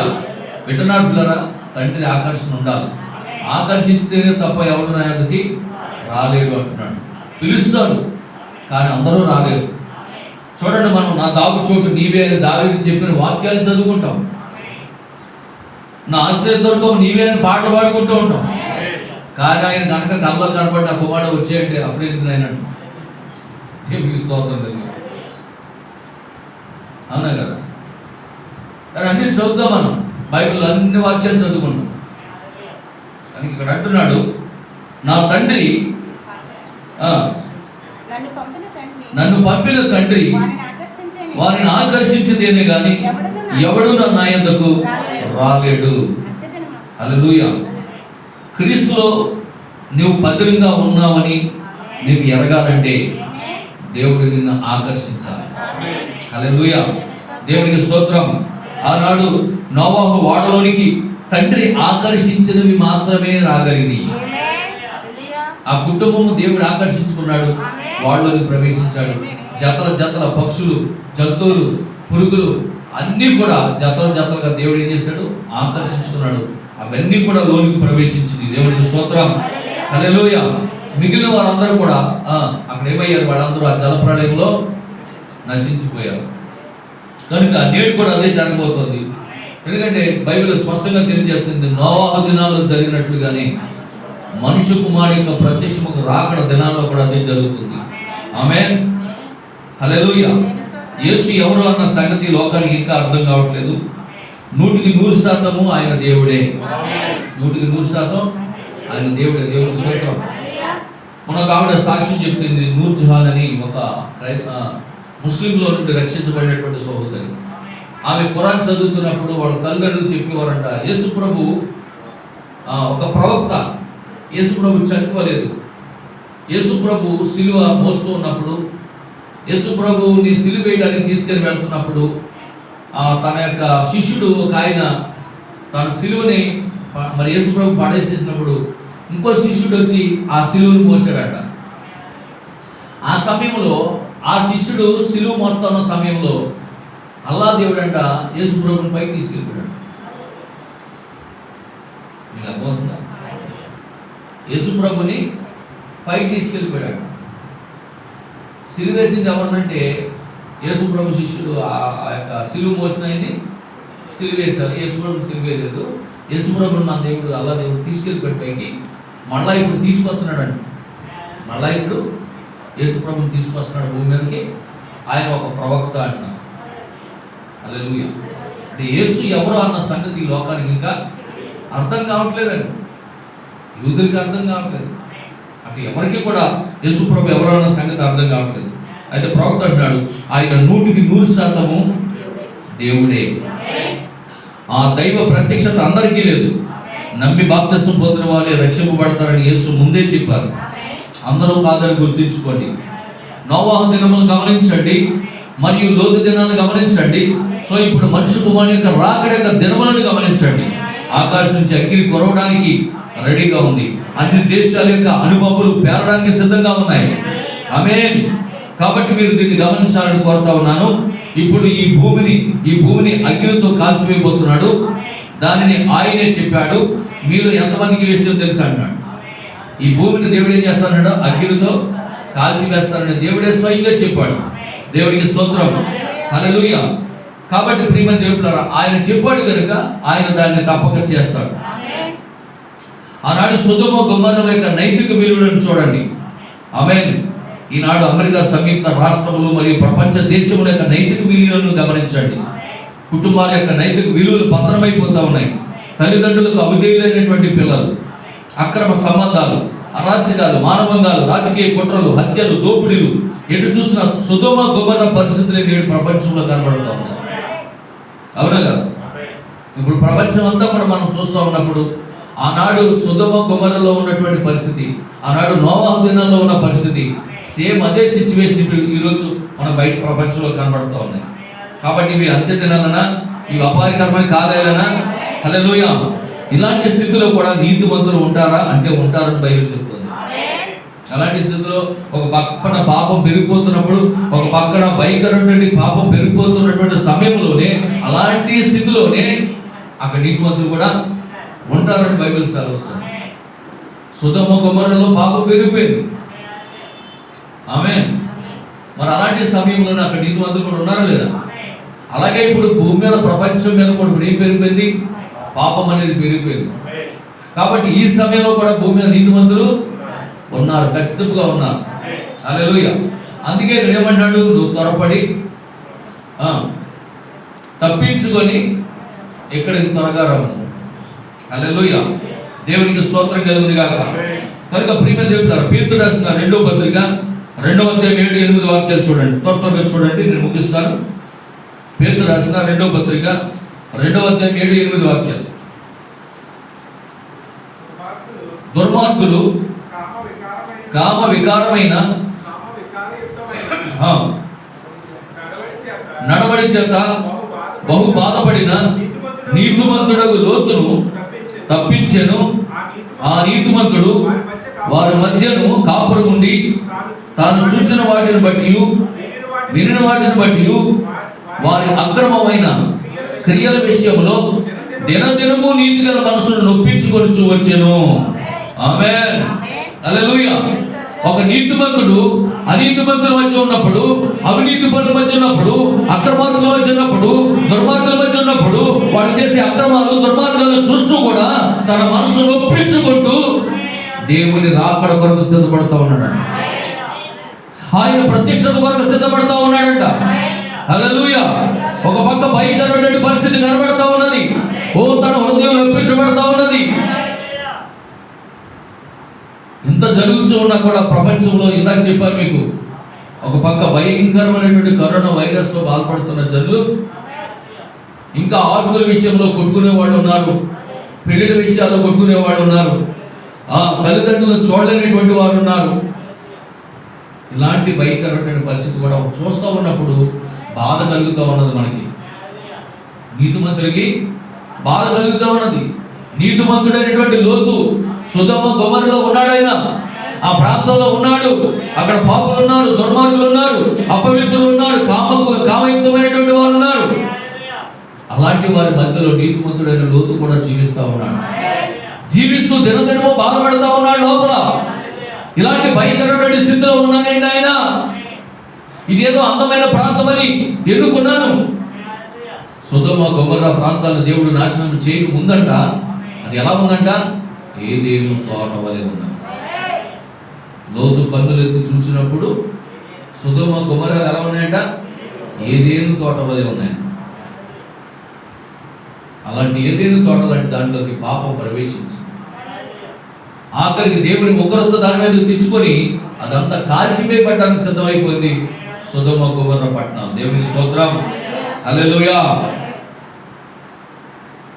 తిమోతి రాసిన 2వ పత్రిక 3వ అధ్యాయం 4వ వాక్యం. అంటే మొదటి నుంచి చదివితే బాగానే ఉంటుంది, కానీ అంతమందిని అన్ని రకాల భయంకరమైన మనుషులు ఉంటారు. 4వ వాక్యం చదవండి. ద్రోహులు, మూర్ఖులు, గర్వాంధులు, దేవుని కంటే సుఖానుభవం ఎక్కువగా ప్రేమించువారు. వాళ్ళు పైకి భక్తి గల వారి వలె ఉండి దాని శక్తిని ఆశ్రయించిన వారు అయ్యుంటారు. వాడు దేవునికి స్తోత్రం కలుగుతారు. ఇటు వారికి నీవు విముఖుడు అయి ఉండుము. వాళ్ళ నుంచి తప్పించుకుంటురా, బయటికి రా, విముఖుడిగా ఉండు, ప్రత్యేకించబడి ఉండు. ఆమె అంటూ ఉండడమ్మా. దేవునికి స్తోత్రం, హల్లెలూయా. విముఖుడు అయిపో, వేరైపో, వాళ్ళ నుంచి తప్పించుకుని వచ్చే బయటికి. ఎందుకంటే వాళ్ళు ఎటువంటి వాడంట? గర్వాంధులు, మూర్ఖులు, ద్రోహులు, తల్లిదండ్రులకు అవిధేయులు, స్వార్థప్రియులు, పెంకమలాడు వారు, అహంకారులు. అబ్బాబ్బా, ఎన్ని రకాల జనాలు ఉన్నారండి. అసలు మనం అనుకుంటామా? ఏదో మంచోళ్ళు చెడ్డోళ్ళు అని ఇద్దరు పేరు చెప్తాం అంతే మనం. అవునా? భూమి మీద ఎవరున్నారంటే మంచోళ్ళు చెడ్డోళ్ళు ఇద్దరే అనుకుంటాం మనం. కానీ చూడండి, ఇక్కడ ఎటువంటి వాళ్ళు ఉన్నారంట? అహంకారులు, స్వార్థప్రియులు, ధనాపేక్షులు, వ్యక్తంలాంటి వారు, అహంకారులు, దోషకులు, తల్లిదండ్రులకు అవిధేయులు, కృతజ్ఞత లేని వాళ్ళు, అపవిత్రులు, అనురాగరహితులు, అతిద్వేషులు, అపవాదకులు, అస్తేంద్రులు, క్రూరులు, సజ్జన ద్వేషులు, ద్రోహులు, మూర్ఖులు, గర్వాంధులు, దేవుని కంటే సుఖానుభవం ఎక్కువగా. ఎన్ని రకాల మనుషులు ఉన్నారు చూసారా? అందుకే ఇట్టి వారికి, ఇలాంటి వాళ్ళకి మీరు విముఖుడివై, అంటే వాళ్ళని విడిచిపెట్టి అంటున్నాడు. వాళ్ళని విడిచిపెట్టి బయటికి రా, తప్పించుకొని రా. వాళ్ళతో పాటు ఉంటే అక్కడికి అదే జరుగుతుంది. హల్లెలూయా. దేవునికి స్తోత్రం కలుగును గాక. కనుక లోకంలో జరుగుతున్న పరిస్థితులను చూడకుండా దెయ్యమే నీ కనులను గుడ్డితనం కలగజేస్తామని తన సంగతి మర్చిపోద్దు. లోకంలో జరుగుతున్న ప్రతి పరిస్థితిని గుర్తిస్తే దేవుని రాకడ సమీపంగా ఉన్నదని, దేవుని కొరకు ఎదురు చూస్తూ, ఆయన సన్నిధిలో కనిపెడుతూ, ఆయన రాకడ కొరకు ఎదురు చూస్తూ, మనకు అనుకోనివేమి మనం అనుకోకుండా దేవుని కొరకు సిద్ధపడిపోయి ఉంటాం మనం. హల్లెలూయా. దేవునికి స్తోత్రం కలుగును గాక. అవన్నీ కనపడకుండా ఏం చేస్తుందంటే ఈ యొక్క సంబంధమైనటువంటి దేవత నీ మనోనేత్రాలకి గుడితనం కలగజేసి నీ రాకడికి ఎత్తబాటులోకి వెళ్ళకుండా నిన్నేం చేస్తుందంటే లోకం వైపు చూపిస్తా ఉన్నది, నీకు లోకాశలు చూపిస్తా ఉన్నది, నిన్ను ఇక్కడే బంధించి వేస్తా ఉన్నది. ఓ నిజంగా పిల్లరా, అవి కనుక నువ్వు కలిగి ఉన్నట్లయితే అది ఏం చేస్తుంది తెలుసా? ఆకర్షిస్తుందట. ఇక్కడ 2 ఆకర్షణలు చూడండి. తండ్రి ఆకర్షణ ఉన్నది, అపవాది ఆకర్షణ ఉన్నది. ప్రపంచంలో ఉన్న అన్ని అందాలు తీసుకొచ్చి నీకు ఆకర్షణ చేసి ఏం చేస్తుందంటే ఇక్కడ కూర్చోబెడుతుంది. హల్లెలూయా. దేవునికి స్తోత్రం కలుగును గాక. దేవునికి మహిమ కలుగును గాక. కనుక ప్రియమైన దేవుని బిడ్డలారా, దెయ్యమే నీ కన్నులకు గుడితనం కలగజేస్తున్నది. ప్రతి తరంలోనూ ప్రతి దేశంలోనూ క్రీస్తు తను బయలుపరుచుకుంటూ ఉన్నాడు. ఆమేన్. నిద్రించున్న కన్యక, హల్లెలూయా, జారిపోయి ఆ తర్వాత అది మహాశ్రవల కాలంలోనికి నెట్టివేయబడుతుంది. అయితే మేలుకొని ఉన్న ఆత్మ సంబంధమైనటువంటి సంఘం అయితే పరిశుద్ధాత్మ చేత నింపబడి తమ దివిటీలు సిద్ధం చేసుకొని పెండ్లి కుమారుని యొక్క రాకడ కొరకు ఎదురు చూస్తూ ఉంటుంది. బుద్ధి కలిగిన కన్యక తమ దివిటీలు సిద్ధపరచుకుంటుంది, నూనెతో నింపబడుతుంది. నూనె ఏంటో కాదు, పరిశుద్ధాత్మ ఉన్నది. హల్లెలూయా. దేవునికి మహిమ కలుగును గాక. కనుక ప్రియమైనటువంటి దేవుని బిడ్డలారా, మన దీపములను మనము చక్కదిద్దుకునే సమయం ఇది. ఆమేన్. అందుకే అంటున్నాడు, లెమ్ము తేజరిల్లుము, వెలుగు నీ మీదకి వచ్చి ఉన్నది అన్నాడా? 60వ అధ్యాయము యెషయా గ్రంథం 60వ అధ్యాయం మొదటి వాక్యం ఏమని చూడండి. నీకు వెలుగు వచ్చి ఉన్నది, లెమ్ము తేజరిల్లుము, యెహోవా మహిమ నీ మీద ఉదయించును. చూడుము, భూమిని చీకటి కమ్ముచున్నది. చీకటి అనగా పాపము. చీకటి కమ్ముచున్నది, కటిక చీకటి మహాపాపము, జనములను పాపము మహాపాపము, చీకటి కటిక చీకటి జనములను కమ్ముచున్నది. యెహోవా నీ మీద ఉదయించుచున్నాడు, ఆయన మహిమ నీ మీద కనబడుచున్నది. జనులు ఆమేన్. ఇప్పుడు వెలుగులోకి వచ్చేయాలి. ఆయన అన్నాడు, నేను లోకమునకు వెలుగై ఉన్నాను, మీరును వెలుగై ఉండండి. నేను పరిశుద్ధుడనై ఉన్నాను, మీరును పరిశుద్ధుడై ఉండండి. నేను ఒక ఆయన సాక్ష్యం చెప్పాడు. ఆయన హైందవ కుటుంబానికి నుంచి వచ్చాడు. చాలా పురాణాలు చదివాడు, మత గ్రంథాలన్నీ తిరిగేశాడు. ఏ గ్రంథం మంచిది, ఏ దేవుడు మంచిది అనేటటువంటి సర్వేలో పడ్డాడు. ఆఖరికి బైబిల్ దగ్గర కూడా వచ్చాడు. అన్ని గ్రంథాలు చదివాడు, మత గ్రంథాలన్నీ తిరిగేశాడు, దేవుళ్ళందరినీ తిరిగేశాడు. అన్ని కూడా పరిశోధన చేస్తూ చేస్తూ చేస్తూ చేస్తూ ఆఖరికి పరిశుద్ధ గ్రంథం దగ్గరికి వచ్చాడు. పరిశుద్ధ గ్రంథం దగ్గరకు వచ్చి బైబిల్ చదువుతున్నప్పుడు, నేను పరిశుద్ధుడు కనుక మీరు పరిశుద్ధులుగా ఉండండి, నేను పాపం లేని వాడి కనుక మీరు పాపం లేని వాడిగా ఉండండి, అప్పుడు నేను మిమ్మల్ని రక్షిస్తాను. ఈ మాట పట్టుకుందండి. అని ఇదేంటి, నేను చూస్తున్న వాళ్ళు అందరిలో పాపం ఉంది, నేను చదువుతున్న గ్రంథాలన్నింటిలో పాపం ఉంది. ఆమేన్. కానీ పాపం లేని పరిశుద్ధుడి గ్రంథంలో కనబడ్డాడు. రక్షించే నాథుడు నాకు దొరికాడు, ఇన్నాళ్ళకి నేను వెతుకుతున్న దేవుడు నాకు దొరికాడు. నేను పాపంలో ఉండగా పాపం చేసి దేవుడు నన్ను ఎలా రక్షించగలడు? పాపము లేని పరిశుద్ధుడు ప్రభువైన యేసు మాత్రమే నన్ను రక్షించగలడు. కాబట్టి ఆ దేవుడు నాకు కావాలి అని చెప్పి ఆ దేవుని దగ్గరికి వచ్చానని చెప్పి గొప్ప సాక్ష్యం చెప్పాడు. దేవుని స్తోత్రం. ఎందుకయ్యా మీరు దేవుడు నమ్ముకున్నారు, ఎందుకయ్యా ప్రభు దగ్గరికి మీరు వచ్చారు, మీకు దేవుడు లేరా, మీ గ్రంథాలు లేవా అని అడిగితే ఉన్నాయి, కానీ అందులో నాకు ఎన్నడూ సత్యం కనబడలేదు. నన్ను రక్షించే నాథుడు కనబడలేదు, నన్ను రక్షించే సత్యం నాకు కనబడలేదు, నన్ను రక్షించే ప్రామాణికం నాకు కనబడలేదు. పరిశుద్ధ గ్రంథంలోనే పరిశుద్ధుడు నాకు కనబడ్డాడు, విమోచించే నాథుడు నాకు కనబడ్డాడు. కాబట్టి నేను ఆ దేవుడిని నమ్ముకోవడానికి కారణం అదే. పాపినైన నన్ను రక్షించడానికి పరిశుద్ధుడు అవసరం. దేవునికి స్తోత్రం కలుగుతుంది కాక. గుట్టలో పడిపోయిన వ్యక్తిని రక్షించాలంటే గట్టు మీద ఉన్నవాడు కావాలి, అవునే కదా? కాబట్టి ఆ దేవుడు నన్ను రక్షిస్తాడనే నమ్మకం నాకు ఉంది. అందుకే ఆ దేవుడికి వచ్చాడని చెప్పాడు. దేవుడికి స్తోత్రం. హల్లెలూయా. కాబట్టి పిల్లరా, లెమ్ము తెరిచినము, వెలుగు నీ మీదకి వచ్చినందుకు లోకమంతా కూడా చీకటి, మహా చీకటి, కటిక చీకటి, మహాపాపం, భయంకరమైన కటిక చీకటి లోకాన్ని కప్పుతో ఉన్నదో పక్కని. అయితే అదే సమయంలో నీతిష్ఠుడు ఉదయించాడు. అదే సమయంలో లోతుని బయటకు తీసుకొచ్చిన దేవుడు, ఓ నోవాహుని ఆ యొక్క జలప్రళయంలో నుంచి రక్షించిన దేవుడు, నోవాహుని ఆ వాడలోకి రప్పించిన దేవుడు, ఇదిగో ఈ మధ్యాహ్నం ఈ యొక్క ఉదయకాల సమయంలో దేవుడు నిన్ను బయటికి పిలుస్తా ఉన్నాడు. దేవునికి స్తోత్రం. తప్పించుకొని ఇక్కడికి రమ్ము, నా దాగు చోటు నీవే. యేసు నామమే బలమైన దుర్గము, యెహోవా నామమే బలమైన దుర్గము. నీతిమంతులందరూ పరిగెత్తుకొని వెళ్ళి సురక్షితంగా ఉంటాడు. దేవునికి స్తోత్రం. హల్లెలూయా. దేవునికి మహిమ కలుగును గాక. కనుక ప్రియమైనటువంటి దేవుని బిడ్డలారా, నిజంగా చూడండి, ఒక విషయాన్ని గమనించండి. గలతీయులకు రాసిన పత్రిక 3వ అధ్యాయం 29వ వాక్యం. గలతీయులకు రాసినటువంటి పత్రిక 3వ అధ్యాయము 29వ వాక్యం. మీరు క్రీస్తు సంబంధులైతే ఆ పక్షమందు అబ్రహాము యొక్క సంతానమై ఉండి వాగ్దానం ప్రకారము వారసులై ఉన్నారు. పన్నెండు చెప్పడం. హల్లెలూయా. నువ్వు కనుక క్రీస్తు వారమై ఉంటే, మీరు క్రీస్తు సంబంధులైతే ఆ పక్షమందుండి అబ్రహాము సంతానం అవుతారు. మీరు అబ్రహాము సంతానం అయితే అబ్రహాముకి ఇవ్వబడిన వాగ్దానము ఈరోజు నీకు ఇచ్చాడు దేవుడు. బైబిల్ గ్రంథంలో ఉన్న ప్రతి వాగ్దానము మనదై ఉన్నది. ప్రతి వాగ్దానము స్వతంత్రించుకోవడానికి పోరాటం చేయాలి. దేవునికి స్తోత్రం కలుగును గాక. హల్లెలూయా. ఓ నిజంగా పిల్లల పోరాటం లేకుండా దేన్ని నువ్వు స్వతంత్రించుకోలేవు. ఆమేన్. యుద్ధం లేకుండా జయము లేదు. హల్లెలూయా. దేవునికి మహిమ కలుగును గాక. కనుక మీరు క్రీస్తు సంబంధులైతే ఆ పక్షమందుండి అబ్రహాము యొక్క సంతానమై ఉండి వాగ్దానమునకు వాగ్దాన ప్రకారము వారసులై ఉన్నారు.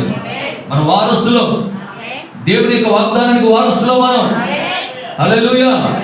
ఇదిగో నేను త్వరగా వచ్చుతున్నాను అన్నాడు దేవుడు. నేను వచ్చి మిమ్మల్ని తీసుకొని వెళ్తానని చెప్పాడు దేవుడు. కాబట్టి ఆయన వచ్చే సమయంలో మనం ఉన్నాం. ఆమేన్. వస్తానన్న వాడు తప్పగా వస్తాడు, ఆయన మనలను తీసుకుని వెళ్తాడు. కాబట్టి క్రీస్తుని యేసులోనికి బాప్తిసం పొందిన మనమందరము క్రీస్తునందు దేవుడు మనలను ఇంతకు ముందే దేవుడు తీర్పు తీర్చేస్తాడు మనకి. హల్లెలూయా. అర్థమవుతుందండి? క్రీస్తు యేసులోనికి ఎప్పుడైతే మనం బాప్తిసం పొందామో ఆయన మరణంలోనికి కూడా బాప్తిసం పొందినట్లే లెక్క. అంటే ఆయన మరణంలోనికి ఎప్పుడైతే బాప్తిసం పొందేస్తామో అంటే మనకు ఆల్రెడీ తీర్పు జరిగిపోయింది. అందుకే అన్నాడు, ఇదిగో నీవు తీర్పులోనికి రాక మరణంలో నుండి జీవంలోనికి దాటి ఉన్నావు.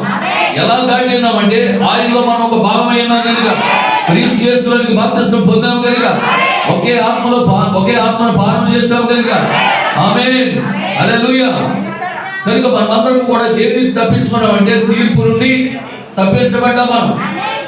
ఇప్పుడు లోకానికి తీర్పు తీర్చేది పరిశుద్ధులే అంటున్నారా?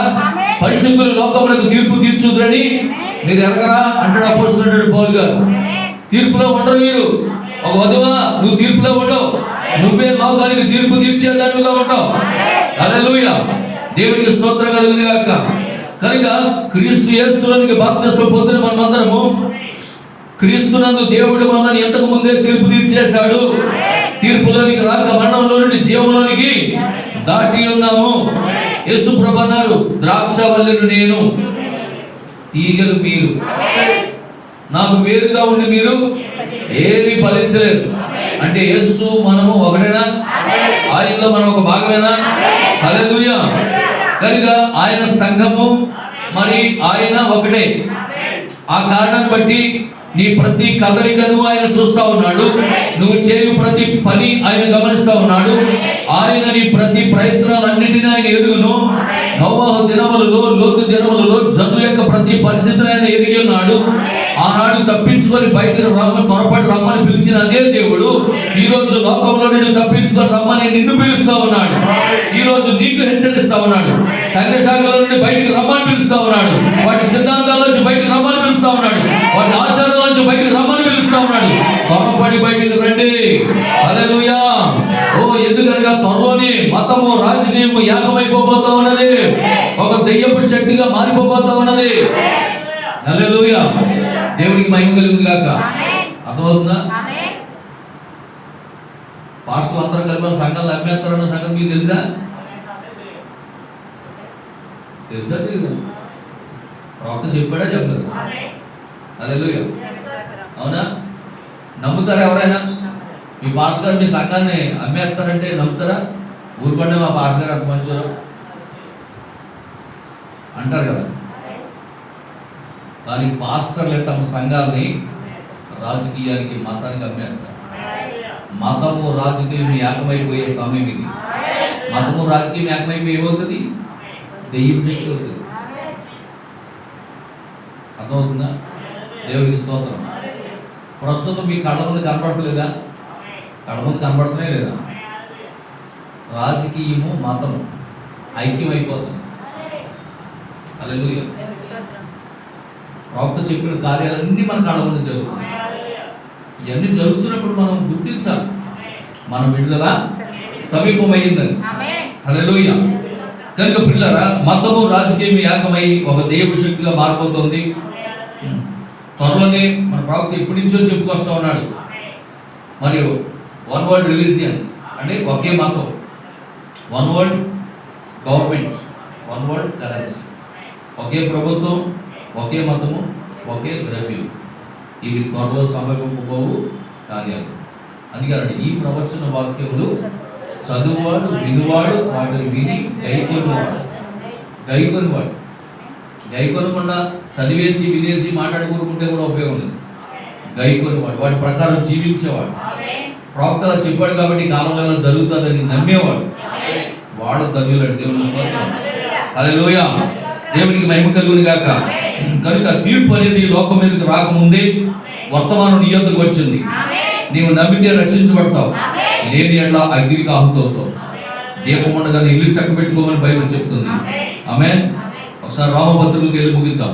రోమపత్రిక 8వ అధ్యాయం 29వ వాక్యం, 29, 30 కూడా చదువుతాం. రోమపత్రిక 8వ అధ్యాయము 29, 32 వాక్యాలు. ఎందుకనగా తన కుమారుడు అనేక సహోదరులు జ్యేష్ఠుడగునట్లు దేవుడు ఎవరిని దేవుడు ఎవరిని ముందుగా ఎరుగనో ముందుగా ఎరిగెనో వారిని తన కుమారులతో స్వారూప్యము గలవారవుటకు వారిని ముందుగా నిర్ణయించెను. మరియు ఎవరిని ముందుగా నిర్ణయించెను వారిని పిలిచెను. ఎవరిని పిలిచెను వారిని నీతిమంతులుగా తీర్చెను. పట్టడం చెప్పడం దేవుని స్తోత్రం కలుగును గాక. ఇప్పుడు కాదు నిన్ను నీతిమంతులుగా తీరుస్తా. జగత్తు పునాది వేయబడక మునిపే దేవుడు నిన్ను ఎరిగి ఉన్నాడు. ప్రేమ చేత నిన్ను ఆయనలో ఏర్పరచుకున్నాడు. గొర్రెపిల్ల జీవనంలో నీ పేరున్నది. ఎంత మాత్రం నీ పేరు తుడిచిపెట్టడానికి ఎవరికి అధికారం లేదు. హల్లెలూయా, దేవునికి మహిమ కలుగును గాక. కనుక ప్రియమైనటువంటి దేవుని బిడ్డలారా, ఎంతమంది క్రీస్తు యొక్క రెండవ రాకడలో వెళ్ళిపోవడానికి సిద్ధంగా ఉన్నారు?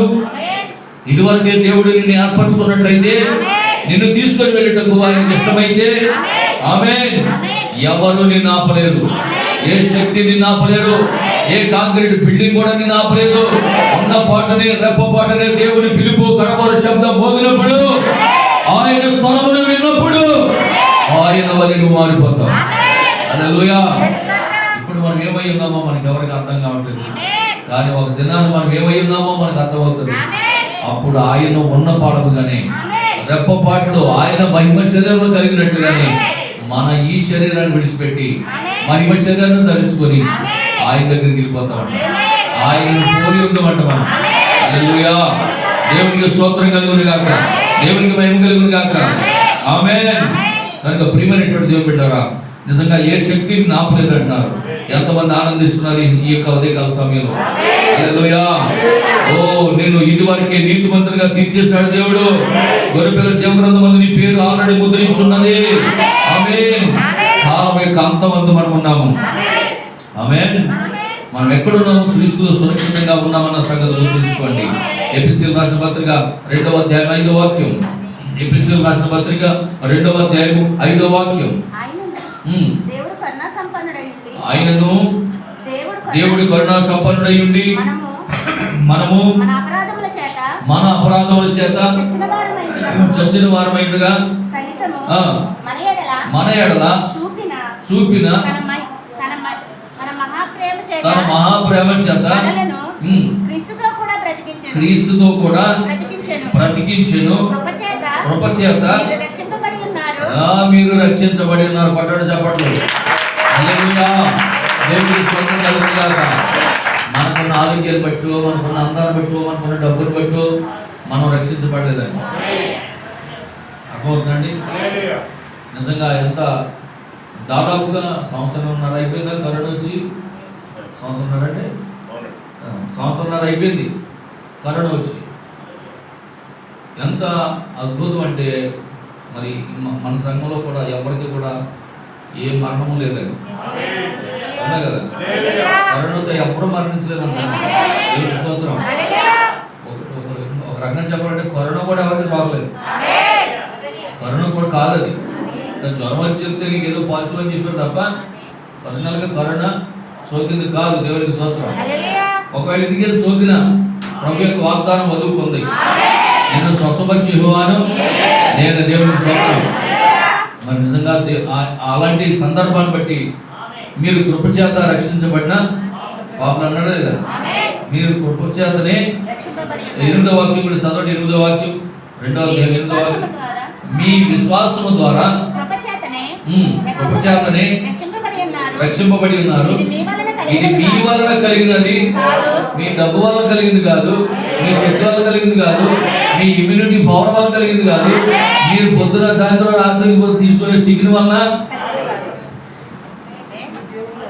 3 పూట్ల చికెన్ తినండి మీ కరోనా రాదు అంటారు. అప్పుడు 3 పూట్ల కషాయం తాగండి మీ కరోనా రాదు అంటున్నారు. అప్పుడు ఇదిగో తెప్పుటే కదా మరి తినండి, పొద్దున కాకు సాయంత్రం కాకు మధ్యాహ్నం కాకు నవలేయండి, మీకు కరోనా వీటి వల్ల కలిగింది కాదు.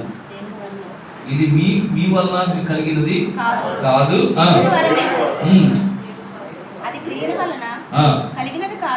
అది క్రియల వల్ల జరిగింది కూడా.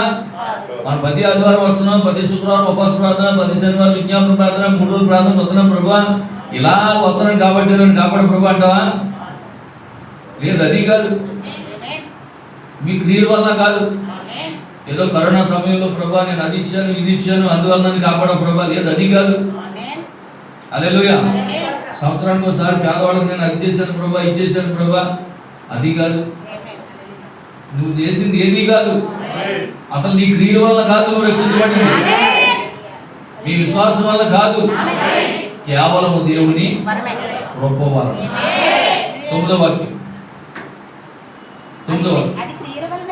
అది క్రియల వల్ల జరిగినది కాదు కనుక ఎవడు కూడా అతిశయపడ వీలు లేదు. దేవునికి స్తోత్రం. ఎవడైనా ఒకవేళ అతిశయపడాలంటే ఎవరి ద్వారా? క్రీస్తుని బట్టి అతిశయపడాలి. అవునా? ఒకడు గుర్రం వలన రథం వలన ధనం వలన అతిశయ పడడానికి వీల్లేదు. ఎవడైనా అతిశయపడాలనుకుంటే నేను క్రీస్తు వలన నా దేవుని వలన నేను రక్షించబడ్డాను, దేవుడి కనికరం వల్ల ఈ రోజు వాగ్దానం ఉంది కాబట్టి ఈ కరోనా నుంచి నేను బయటపడ్డాను అంతే చెప్పుకోవాలి. ఆమేన్. హల్లెలూయా. దేవునికి స్తోత్రం కలుగును గాక. అంటున్నారు పిల్లరా. కనుక ప్రభు చెప్తున్నారు, మళ్ళా ఆఖరిగా మాట చదివండి. ఆదికాండము 19:22 చదివి ప్రార్థన చేసి ముగిస్తాను నేను. నువ్వు త్వరపడి అక్కడికి తప్పించుకొని పొమ్ము, నీవు అక్కడ చేరు వరకు నేనేమి చేయదని దేవుడే స్వయం చెప్పాడు. కాబట్టి ప్రేమ దేవుడు వధువు భూమిని విడిచి అక్కడికి వెళ్ళే వరకు, మధ్యాకాశంలోకి వెళ్ళే వరకు, ఆ యొక్క వెండి విందులో పాల్గొనే వరకు దేవుడు ఏమి చేయనని వాగ్దానం చేశాడు. కాబట్టి ఇప్పుడు త్వరపడి తప్పించిన వెళ్ళాలా వద్దా? త్వరపడి తప్పించుకుని వెళ్ళాలి. తప్పించుకుని వెళ్ళే క్రమంలో లోతు భార్య వెనక్క చూసి ఉప్పు స్తంభం అయిపోయింది. అంటే ఆ బ్యాచ్ కూడా ఉంటుందని గుర్తించుకోండి. అందుకే పౌలు గారు ముందే అన్నాడు, వెనుకున్నవి మర్చిపోవడం నాయన అని ఆయన చెప్తే, వెనుకున్నవి మరిచి ముందున్న వాటి కోసం వేగురు పడినాం. వెనుకున్న వాటి కొరకు మీరు ఎదురు చూసారా? ఉప్పు బ్యాచ్ ఉప్పు స్తంభం అయిపోయింది. లోతు భార్య అంటే ఎందుకు పెట్టాడు అక్కడ? ఊరికే పెట్టాడా?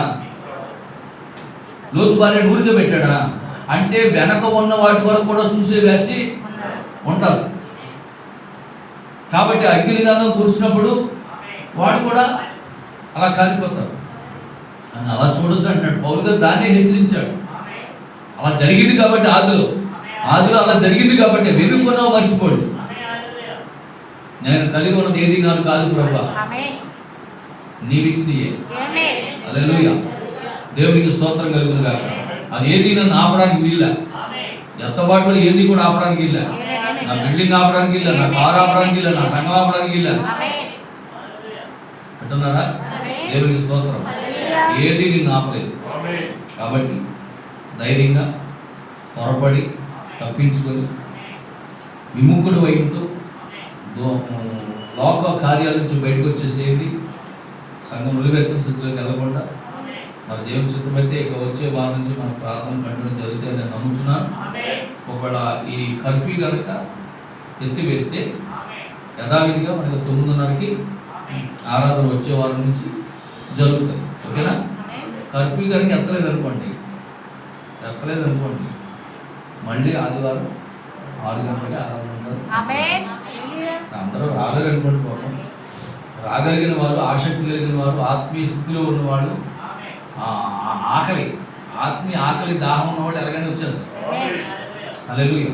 వాళ్ళు ఎవరు ఆపలేరు. పాపం ఎంతో కాలంగా ప్రభు సన్నిధి లేక మీరు ఎంతో అలవాటు వెళ్ళిపోయి ఆ వాట్సాప్లో ఆ యొక్క మెసేజ్ విని మరి వచ్చారు మీరందరూ. దేవుని స్తోత్రం. దేవుడు తప్పకుండా మిమ్మల్ని దీవించును గాక. God bless you. హల్లెలూయా. మరి సాయంకాలం 4 గంటలకి ప్రభురాత్రి భోజనం నుండి సిద్ధపడి ప్రార్థన పూర్వకంగా రండి. చిన్న ప్రార్థన చేసి నేను ముగిస్తాను. ప్రార్థన చేసుకుందాం. హల్లెలూయా, హల్లెలూయా, హల్లెలూయా, హల్లెలూయా.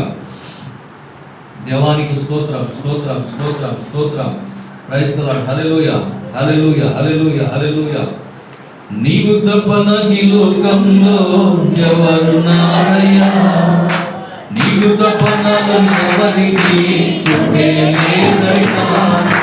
నీకు తప్ప నాకు ఈ లోకంలో ఎవరున్నారయ్యా, నీకు తప్ప నాలో ఎవరికి చోటే లేదయ్యా.